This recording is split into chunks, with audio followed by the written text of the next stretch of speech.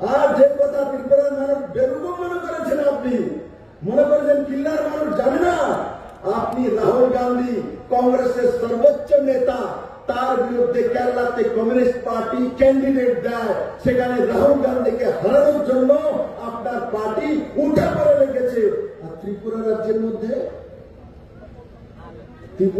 মধ্যে আশিস শহরে আপনি পুললিয়া করতেছেন আপনার জিতেন্দ্রবাবু। কি হয়েছে আপনাদের? ভীমরতি ধরেছে আপনাদেরকে, শেষ বয়সে ভীমরতি ধরেছে জিতেন বাবু আর আপনাদেরকে। আমি তো আগেই বলেছি মানিক বাবু, এই জিতেন বাবু তো মুখ্যমন্ত্রী হতে পারেনি, তার সাজাটা আপনার এই ব্যবস্থায়। সে মুখ্যমন্ত্রী অনেক বড় ইচ্ছা ছিল, সাবরুমে দাঁড়িয়েছে, প্রজ্যোৎ কিশোর মানিককে সাপোর্ট নিয়েছে, ইলেকশন জিতেছে জেনারেল সিট থেকে, আমি মুখ্যমন্ত্রী হব। আগেও চেষ্টা করেছিল, আপনি আদা কালামকের নাম দিয়ে ওনাকে দিল্লিতে পাঠিয়ে দিয়েছিলেন।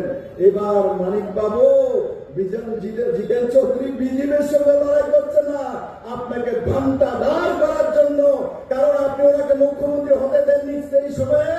তার প্রতিশোধ নেওয়ার জন্য মানিক বাবু আপনার সর্বস্ব শেষ করে কমিউনিস্ট পার্টিকে মাটি দিয়ে, কবর দিয়ে, তুলসী গাছ লাগিয়ে মেলার মাঠ বিক্রি করে তারপর আমরা মেলার মাঠ বিক্রি করে